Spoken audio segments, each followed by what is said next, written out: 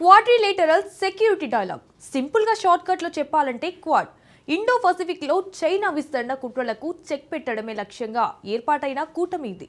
ఈ కూటమి ఏర్పాటై 2 దశాబ్దాలు పూర్తయింది. కానీ ఈ 20 సంవత్సరాల్లో కూటమి దేశాలు అనుకున్న లక్ష్యాన్ని చేరుకున్నాయా అంటే లేదన్న సమాధానమే వినిపిస్తోంది. అయితే ఇకపై మాత్రం ఇండో పసిఫిక్లో సరికొత్త యాక్షన్ ఉంటుందని కూటమి దేశాలు ప్రకటించాయి. చైనా దూకుడు విస్తరణ దానికి కళ్ళెం వేసే సరికొత్త వ్యూహాలతో ముందుకు వెళ్తామని ప్రకటించాయి. అందుకు భారత్లో జరిగే సమావేశమే ఆరంభం అని హింట్ ఇచ్చాయి. ఇంతకు ఇండో పసిఫిక్లో 2 దశాబ్దాల తర్వాత క్వాడ్ దేశాల సరికొత్త యాక్షన్ ఎలా ఉండబోతుంది? కొత్త సంవత్సరంలో భారత్ అధ్యక్షత జరిగే ఈ సమ్మిట్ ఎందుకింత కీలకం? ఇండో పసిఫిక్ లో క్వాడ్ దేశాల యాక్షన్ మారబోతోందా? 4 దేశాల దోస్తీ డ్రాగన్ కు ఎలా చెక్ పెట్టబోతోంది? భారత్ అధ్యక్షతన జరిగే ఈ సదస్సు ఎందుకు అంత కీలకం? और आगे भी देता रहेगा। हम अनक्लोज जैसे अंतर्राष्ट्रीय कानूनों के तहत फ्रीडम ऑफ नेविगेशन और ओवर फ्लाइट्स का समर्थन करते हैं। हम सहमत हैं कि इस क्षेत्र में कोड ऑफ कंडक्ट पर सहमति बने।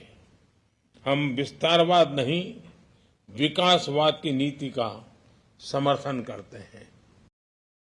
योर मैजेस्टी, సరిగ్గా 3 నెలల క్రితం బ్రూనై పర్యటనలో ప్రధాని మోదీ చేసిన వ్యాఖ్యలివి. ఒక్క బ్రూనై పర్యటనలోనే కాదు, ఆ తర్వాత జరిగిన సింగపూర్ పర్యటన, మలేషియా ప్రధాని భారత పర్యటన సమయంలో కూడా ప్రధాని మోదీ పరోక్షంగా చైనా విస్తరణవాదాన్ని లేవనెత్తారు. కానీ ఎందుకు అలా చేశారు? ఎందుకంటే ఇండో పసిఫిక్ ప్రాంతంలో చైనా చేస్తోంది అదే. అంతర్జాతీయ వాణిజ్యరీత్యా ఇండో పసిఫిక్ ప్రాంతం చాలా ముఖ్యమైంది. ఈ ప్రాంతం కనీసం 38 దేశాలను కలిగి ఉంటుంది. ప్రపంచ ఉపరితల వైశాల్యంలో 44%, ప్రపంచ జనాభాలో 65%, ప్రపంచ జీడీపీలో 62%, ప్రపంచ వాణిజ్యంలో 46% వాటా కలిగి ఉంది. గత కొన్ని దశాబ్దాలుగా చైనా శరవేగంగా అభివృద్ధి చెందుతూ ప్రపంచంలో మరో ధ్రువంగా తనను తాను రూపాంతరించుకుంటోంది. చైనా తన విస్తరణ కుట్రలతో టిబెట్, హాంకాంగ్, తైవాన్లపై ఆధిపత్యం చెలాయిస్తూనే ఉంది. అంతేకాదు, దక్షిణ చైనా సముద్ర దేశాలైన Vietnam, Malaysia, Indonesia, Philippines, Brunei మొదలైన దేశాలతోనూ ఘర్షణలకు దిగుతోంది. జపాన్, చైనా మధ్య సెంకాకు దీవుల కోసం వివాదం నడుస్తోంది. దక్షిణాసియాలో సమతుల్యతలు దెబ్బతీసే విధంగా ఇండియా ప్రయోజనాలకు విరుద్ధంగా శ్రీలంక, మాల్దీవులు, బంగ్లాదేశ్, నేపాల్లోనూ చైనా ప్రాజెక్టులు చేపడుతోంది. పాక్ ఆక్రమిత కశ్మీర్ గుండా పాకిస్తాన్తో కలిసి వివిధ ప్రాజెక్టులు చేపట్టింది. లదక్ నుంచి టిబెట్ మీదుగా హాంకాంగ్, తైవాన్ వరకు, శ్రీలంక నుంచి ఫిలిప్పీన్స్ వరకు, జపాన్ నుంచి ఆస్ట్రేలియా వరకు ఘర్షణ వాతావరణాన్ని సృష్టిస్తూనే ఉంది. ఇలా చెప్పుకుంటూ పోతే చైనా కుట్రలకు అడ్డూ అదుపు కనిపించదు. మరి డ్రాగన్ కుట్రలకు కళ్ళెం వేయాలంటే ఏం చేయాలి? ఈ ప్రశ్నకు సమాధానమే quad. Quadrilateral security dialogue. Quad పూర్తి అర్థం ఇదే. ఈ 4 ప్రజాస్వామ్య దేశాల కూటమికి 20 సంవత్సరాల క్రితం అనుకోకుండా బీజం పడింది. 2004లో హిందూ మహాసముద్రంలో చెలరేగిన భయంకర సునామీ తర్వాత బాధిత ప్రాంతాల్లో మానవతా దృక్పథంతో సాయం చేయటానికి అమెరికా, ఆస్ట్రేలియా, ఇండియా, జపాన్లు ఒక్కతాటిపైకొచ్చాయి. 2007లో జపాన్ నాటి ప్రధాని షింజో అబే కూటమిని లాంఛనంగా ప్రారంభించారు.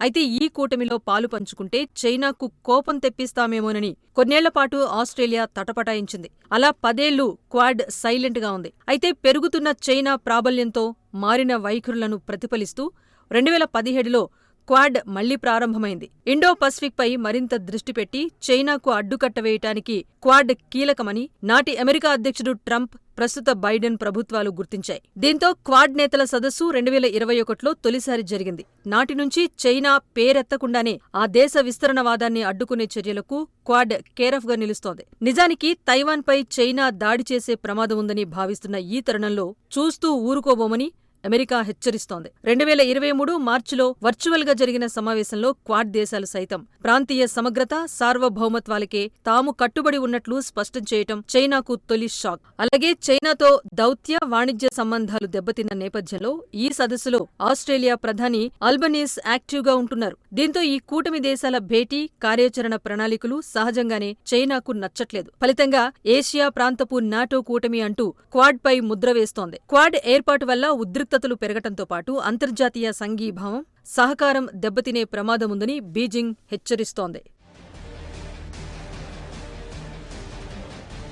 క్వాడ్ హిస్టరీని, చైనా అసహనాలను పక్కన పెడితే కూటమి ఏర్పడి 2 దశాబ్దాలు పూర్తయిన వేళ క్వాడ్ దేశాలు సంయుక్త ప్రకటన చేశాయి. ఇండో పసిఫిక్లో చైనా దుందుడుకు, విస్తరణవాదానికి కళ్లెం వేస్తూ ఈ ప్రాంత స్వేచ్ఛ, సుస్థిరతలే లక్ష్యంగా ఉమ్మడిగా ముందడుగు వేస్తున్నామని క్వాడ్ కూటమి దేశాలు పునరుద్ఘాటించాయి. అంతేకాదు 10 దేశాలతో ఏర్పడిన ఏషియన్ గురించి క్వాడ్ ఆలోచిస్తోందని, ఈస్ట్ ఏషియా దేశాలకు పూర్తి సహాయ సహకారాలు అందించడంతో పాటు దేశాల మధ్య ఐక్యతకు క్వాడ్ కృషి చేస్తోందని క్వాడ్ దేశాల విదేశాంగ మంత్రులు ప్రకటించారు. నిజానికి అధ్యక్ష ఎన్నికలకు కొద్ది రోజుల ముందే అమెరికాలో క్వాడ్ సమావేశం జరిగింది. విల్మింగ్టన్లో జరిగిన ఆ భేటీలో బైడెన్ చైనాను నేరుగానే టార్గెట్ చేశారు. ఇండో పసిఫిక్లో చైనా దూకుడుగా ప్రవర్తిస్తోందని, అక్కడ చైనాకు అడ్డుకట్ట వేయటానికి సిద్ధం అనే సంకేతాలిచ్చారు. నిజానికి క్వాడ్ కూటమి ఏర్పాటు వెనుక అసలు లక్ష్యం డ్రాగన్ను అదుపులో పెట్టాలి అన్నదే అయినా ఈ కూటమి సమావేశాల్లో ఎప్పుడూ చైనా పేరును నేరుగా ప్రస్తావించలేదు. పరోక్షంగానే చైనాను విమర్శిస్తూ వచ్చారు. ఈ సమావేశంలోనూ చైనాపై పరోక్ష విమర్శలు చేశారు.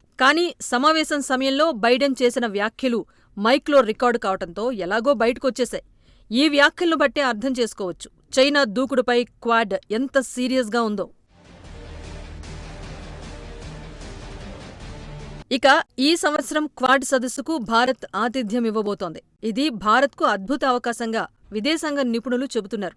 ఎందుకంటే చైనాతో అమెరికాకు అనాదిగా శత్రుత్వం ఉంది. ఇటీవలి కాలంలో అది తారస్థాయికి చేరుకుంది. ఈ నేపథ్యంలో ఇండో పసిఫిక్తో పాటు ఆసియాపైన పట్టు సాధించేందుకు క్వాడ్ను ఉపయోగించుకోవాలని అమెరికా భావిస్తోంది. ఈ క్వాడ్ సదస్సుతో చైనాపై ఒత్తిడి పెంచాలని చూస్తోంది. నాడు అమెరికా మాజీ అధ్యక్షుడు డొనాల్డ్ ట్రంప్ అదే చేశారు. నేడు ప్రస్తుత అధ్యక్షుడు బైడెన్ కూడా అదే చేస్తున్నారు. జనవరి 20న అమెరికాకు మరోసారి అధ్యక్షుడిగా డొనాల్డ్ ట్రంప్ బాధ్యతలు చేపడతారు.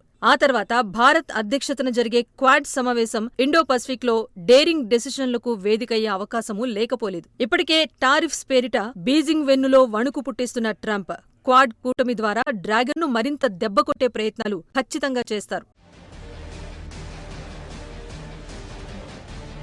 అంతేకాదు చైనా అంశం కేంద్ర బిందువుగా క్వాడ్ సాగుతూ ఉండటంతో భారత్కు కూడా అనేక ప్రయోజనాలున్నాయి. క్వాడ్ సాయంతో ఇండో పసిఫిక్లో భారత్ తన ఉనికిని పెంచుకోవచ్చు. స్వేచ్ఛాయుత ఇండో పసిఫిక్ ప్రాంతం కోసం కృషి చేస్తున్న క్వాడ్ బృందానికి భారత్ సాయం చేయొచ్చు. ఆసియాలో అతిపెద్ద శక్తిగా చైనా ఆవిర్భవించింది. చైనాను ఢీకొట్టే విధంగా భారత్ అభివృద్ధి చెందుతోంది. అందువల్ల చైనాతో పోరాడాలి అంటే భారత్ సాయం ఖచ్చితంగా ఉండాలి అని ప్రపంచ దేశాలకు, ముఖ్యంగా అమెరికాకు బాగా తెలుసు.